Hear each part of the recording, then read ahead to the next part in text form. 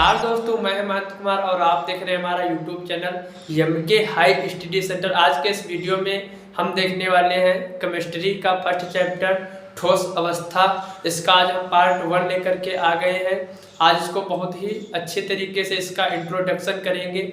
आज इसके बारे में बहुत ही बढ़िया तरीके से हम पढ़ने वाले हैं। आज हम देखेंगे कि ठोस अवस्था क्या होता है और गैसीय अवस्था क्या होती है और द्रव अवस्था क्या होती है। सबसे पहले पदार्थ जो होता है उसकी 3 अवस्थाएं होती हैं। कितनी अवस्थाएं होती हैं? 3 अवस्थाएं होती हैं।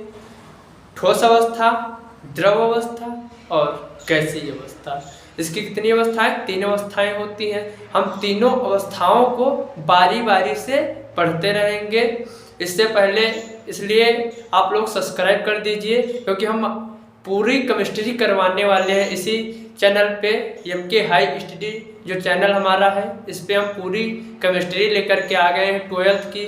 और जो 11th वाले बच्चे हैं वो अब 12th की तैयारी कर दें, क्योंकि जो 12th वाले हैं उनकी परीक्षा तो अभी इसी 1-2 माह बचे हैं, हो जाएगी। इसीलिए जो 12th वाले हैं वो लोग रिवीजन अपना यहाँ से कर लें, और जो 11th वाले हैं वो सब्सक्राइब कर लें, क्योंकि पूरी केमिस्ट्री और फिजिक्स पूरी यहाँ पे इस चैनल पे पूरी उपलब्ध कराई जाएगी। अब यहाँ से हम शुरू करते हैं। हम अपना जो हम लेकर के आए हैं ठोस अवस्था चैप्टर, बहुत ही आसान तरीके से हम इसको पढ़ने वाले हैं। देखिए, जो हमारी ठोस अवस्था होती है, इसके जो पदार्थ होता है, इनके पदार्थ के जो अणु होते हैं, अणुओं के मध्य की जो दूरी होती है सबसे कम होती है। जो अणु होते हैं, ये देखिए यहाँ पे जो ये अणु है, ये कोई पदार्थ है ठोस अवस्था में। जो इनके मध्य के जो ये अणु है, अणु आप परमाणु ले सकते हैं, आयन ले सकते हैं, कुछ भी हो सकते हैं। यहाँ से देख लीजिए, इनके मध्य की दूरी जो होती है वो बिल्कुल ना के बराबर है।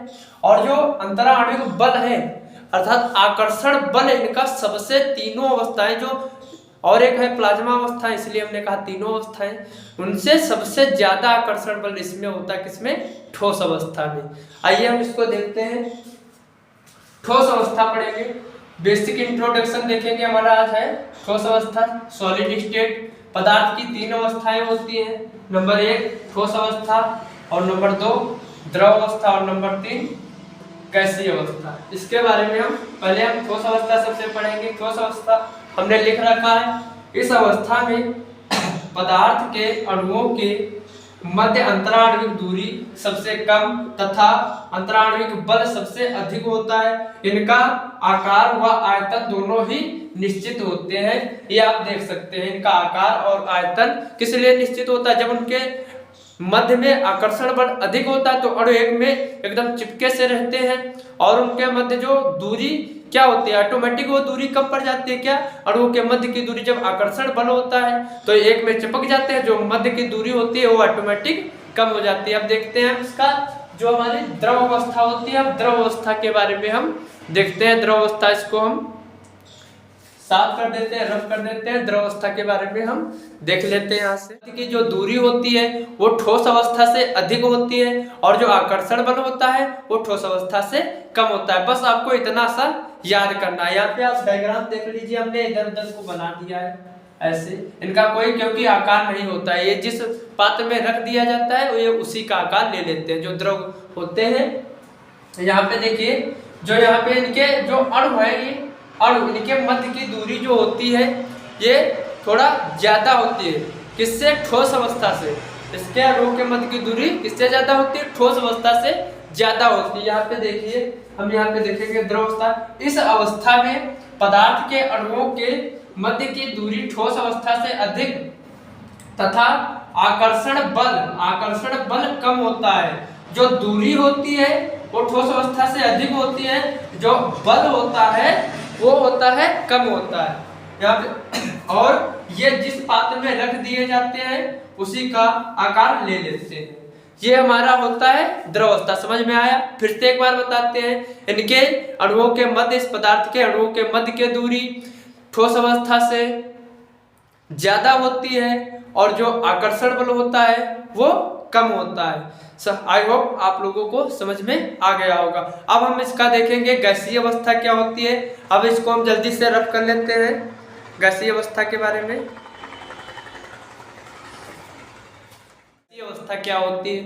गैसीय अवस्था में ठोस अवस्था व द्रव अवस्था दोनों अवस्थाओं से ज्यादा क्या होता है, इनके मध्य का जो अणुओं के मध्य की जो दूरी होती है वो दोनों अवस्थाओं से ज्यादा होती है, ठोस अवस्था और द्रव अवस्था से ज्यादा होता है, और आकर्षण बल दोनों से ही कम होता है। ये अगर खुला हवाई में छोड़ दिया जाए तो ये बिल्कुल पता ही नहीं चलेगी कि किधर गई। इसीलिए हमने यहाँ पे दूर दूर कणों को दिखाया है, इनका कोई, इसीलिए इनका ना तो आकार निश्चित होता है और ना ही आयतन निश्चित होता है। इसे इस अवस्था में पदार्थ के अणुओं के मध्य दूरी सबसे अधिक तथा आकर्षण बल सबसे कम होता है। इनका ना तो आकार निश्चित होता है और ना ही आयतन निश्चित होता है। इस अवस्था में आकार और आयतन दोनों ही बिल्कुल अनिश्चित होते हैं। फिर से एक बार बताते हैं, जो अणुओं के मध्य की दूरी होती है, जो अंतराण्विक बल होता है सबसे कम होता है, जो अंतराण्विक दूरी होती है वो सबसे अधिक होती है, किसमें? गैसीय अवस्था में। अब इसका हम पार्ट 2 अगले वीडियो में लेकर के आ रहे हैं, इसलिए आप लोग नए हो हमारे चैनल पे तो सब्सक्राइब कर लीजिए। अगर ये आपको समझ में आ गया है तो नीचे कमेंट में बताइएगा जरूर।